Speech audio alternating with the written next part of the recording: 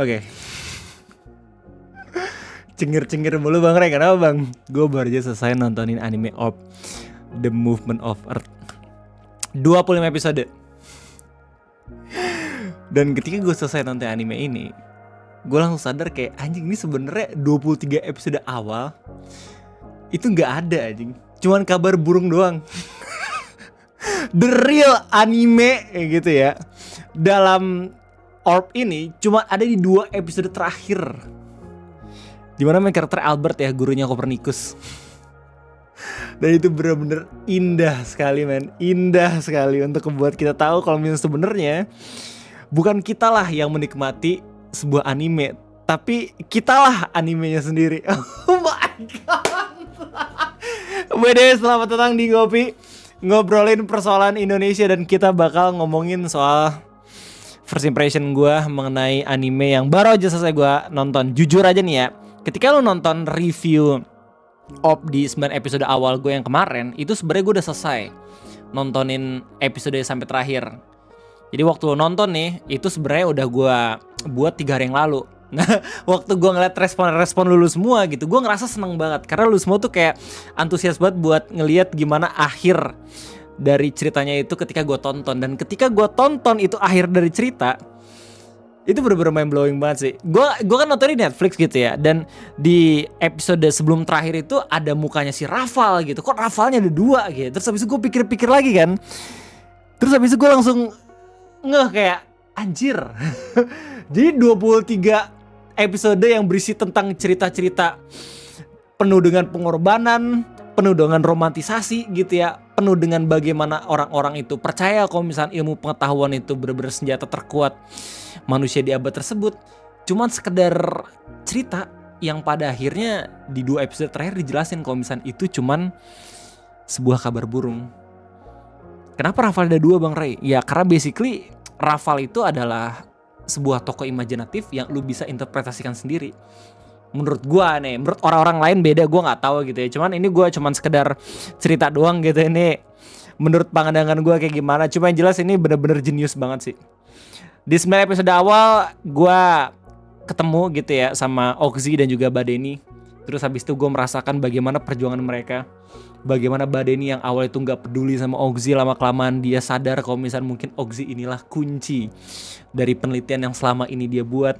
Terus habis itu ada Draka, terus habis itu kita tahu ada Antonio, terus habis itu ada Jolenta yang pada akhirnya jadi pemimpin front pembebasan orang-orang sesat. Anjir, sampai pada akhir nih episode kayak mempertanyakan eksistensi Tuhan. Kayak ini anime, bener-bener anime yang gua gak pernah kepikiran bakalan nonton senikmat ini. Gak usah khawatir, gue gak langsung jadi ateis ketika selesai nonton anime, kagak. Gue alhamdulillah masih sholat dan gue justru makin mengerti gitu betapa cintanya gue sama Tuhan gue sendiri. Gue harus kasih tahu kalau semua, kalau misalkan di review awal gue sempat bilang kalau ini anime perfect banget dalam menggambarkan sebuah cerita yang penuh dengan science, ilmu pengetahuan, history atau sejarah, agama ya, religion, dinamika karakter di mana main karakternya ganti-ganti, bahkan imajinasi dari autornya.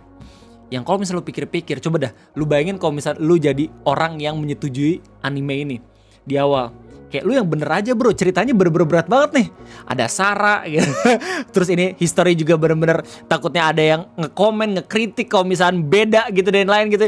Tapi pada akhirnya orang-orang tuh nikmatin. Gue gak tahu kalau misalnya yang lain kayak gimana. Cuman kalau misalnya gue lihat dari beberapa review YouTuber anime di Indonesia, hampir dari mereka semua yang gue lihat reviewnya pada bilang suka. Dan pada mind blowing katanya. Apalagi Bang Eno tuh 4-5 episode anjir dia buat, sumpah dah. Gue waktu awal-awal ngeliat videonya gitu ya, animenya gitu ya, gue langsung tahu nih makanannya dia banget nih. Udah mah filsafat, ngomongin Socrates dan lain-lain. Bah, udahlah ini mah bener-bener jadi one of the best animenya gitu mungkin di tahun ini ya. Gue gak tahu gitu gimana review terakhirnya Bang Eno gitu. Cuma yang jelas best moment menurut gua di anime ini adalah momen dimana kita akhirnya bisa tahu dan menyaksikan bagaimana akhir hayat dari tokoh yang bernama Noak. Lu bayangin, ini tokoh udah ada dari main karakter yang pertama sampai main karakter yang terakhir. Bisa dibilang sebenarnya dialah main karakternya. Gue seneng banget ketika dia akhirnya sadar dia adalah tokoh antagonis dalam cerita ini. Gue juga senang banget pada akhirnya dia sendiri ngerasa kalau misalnya keyakinan yang selama ini dia pegang teguh gitu ya, cuma sesuatu yang bisa diperdebatkan. Bahkan di akhir hayatnya dia tetap percaya sama Tuhan dan berdoa kalau misalkan anaknya sendiri itu harusnya bisa masuk surga. Kalau misalkan ilmu yang selama ini dikejar sama anaknya itu gak menyesatkan agamanya yang udah dia pegang. Gila, itu keren banget. Gak jelas aja. Gue waktu nonton dari episode 9 sampai episode 23 tuh gue langsung takut banget setiap kali dia muncul, anjir. Kayak ini main karakter pasti mati ini. Entah kenapa gue punya feeling kayak main karakternya bukan Raval, bukan Oxy, tapi Noah aja. Kenapa dia susah banget gitu sama anaknya sendiri gitu. Terus anaknya cerita lah kalau misalkan gue juga belajar Los Angeles dan segala macem gitu loh.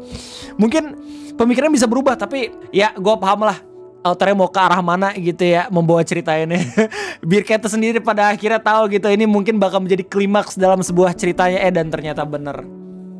Tapi gue gak ngerasa kesel sih kalau misalnya pada akhirnya si Noah gak ketemu sama Jolentaya sendiri. Dan gue ngira di episode 23 itu bakal menjadi episode paling mind blowing, ternyata kagak.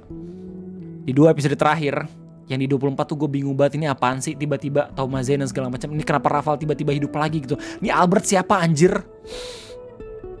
Itu semua akhirnya menjadi sebuah plot twist yang bagus banget dipermainkan sama autor.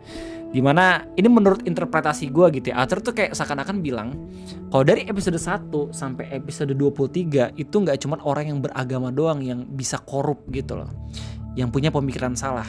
Bahkan orang-orang yang mengejar ilmu sekalipun bisa aja salah. Dan itu terjadi di episode 24, dimana Raval tiba-tiba ngebunuh bapaknya si Albert itu sendiri kan. Padahal bapaknya Albert tuh udah bagus banget anjir, ngasih quotes ke anaknya dengan bilang, teruslah meragukan sesuatu di dunia ini. Anjir, quotes itu bener-bener bisa menyelamatkan lu dari segala macam permasalahan di real world. Lu bakal terhindar dari segala macam konten, thumbnail, clickbait, hoax, AI dan segala macam. Ragukanlah sesuatu yang lu lihat. Ini gak cuma buat lu semua yang emang akademis, tapi lu juga gitu yang selalu aja menyelam ke internet, men. Bapaknya Albert tuh ngasih tau lu di episode 24 atau 25 gitu loh. Dan itu gokil banget. Gue jadi langsung ingat omongan dari dosen gue yang bilang kayak, kamu pikir orang-orang yang sering belajar itu bakal ngerasa paling banyak tahu? Enggak, justru mereka bakalan ngerasa bodoh gitu. Karena setiap kali mereka belajar, mereka pasti bakalan sadar kalau misalnya makin banyak cabang ilmu yang harus mereka pelajari. Mereka bakalan sadar kalau misalnya nggak bisa semua itu dipelajarin, harus salah satu, harus fokus gitu. Ya lu bayangin kayak lu belajar matematika nih, semakin lanjutan lu semakin sadar kalau misalnya matematika bisa diterapkan gitu di biologi, di kimia, terus di mana-mana gitu ya. Lu ngambil kimia, terus bisa masuk ke biokimia, terus dari biokimia lu masuk ke cabang apa lagi, bla bla bla segala macam gitu. Dan gue nggak expect kalau misalnya setelah gue nonton anime ini gue langsung teringat kembali quotes yang tadi udah gue sebutkan dari dosen gue. Dengan nonton anime ini gue langsung kepikiran buat S2 nih. Gue pengen banget ngelanjutin study, gue pengen banget belajar lagi gitu coy. Tapi ya salah langkah sih kalau misalnya pada akhirnya lo mau ngambil S2, S3 atau sekolah lanjutan tapi lo gak tahu gitu mau kemana, ya gak sih? Ini buat lo semua juga nih tips-tips buat lo semua yang emang gak tahu mau kemana, terus habis itu mutusin wah kuliah aja lah. Ya menurut gue sia-sia kalau misalnya pada akhirnya lu cuman kuliah aja, lu cuman ngelakuin pelarian doang, escapism doang. Kalau misalnya pada akhirnya nggak di program gitu ya, lu kuliah bakal kemana, terus habis itu kerjanya kemana, ya bakal sia-sia juga. Apalagi lu misalnya ngambil S2, S3 ya makin bahaya lagi. 25 tahun dan dengan uang yang nggak sedikit gitu ya. Terus ternyata lu dapat kerjaan yang cuma bisa di apply sama S1 doang, ya bahkan rugi waktu. Cuma jelas ya ini anime bagus banget sih, dan recommended buat lu semua yang emang demen banget mempertanyakan sesuatu ya dalam pola pikir lu selama ini. Menurut gue ini absolute masterpiece, meskipun gak banyak actionnya, tapi menurut gue dalam pengemasan cerita dan juga bagaimana pelajaran yang bisa gue dapat di anime itu benar-benar bisa melewati pengalaman gue nonton anime-anime kayak misalnya Solo Leveling, Naruto, One Piece dan lain-lain. Ini menurut gue, tapi bisa ya bener bisa aja salah. Oke. Respect buat Raval, Oxy, Draka, Badeni, Jolenta dan kawan-kawan. Thank you banget atas perjuangannya dalam meneruskan ilmu heliosentris yang pada akhirnya cuman jadi kabar burung doang. Itu gila banget sih. Semua yang real dari episode 1 sampai episode 23 itu cuman quotes-nya si Rafal yang bilang 10% untuk Potocki. Dan gak usah khawatir, gue bakal coba buat ngirim surat ya ke Polandia. Kalau misalkan 10% dari AdSense video ini akan gue serahkan ke Potocki. Nih kita buka-bukaan aja dah. Gue nge-review Orb episode pertama nih, gue dapat AdSense berapa nanti? 10%-nya buat Potocki coba. Analitik, pendapatan belum ada aja.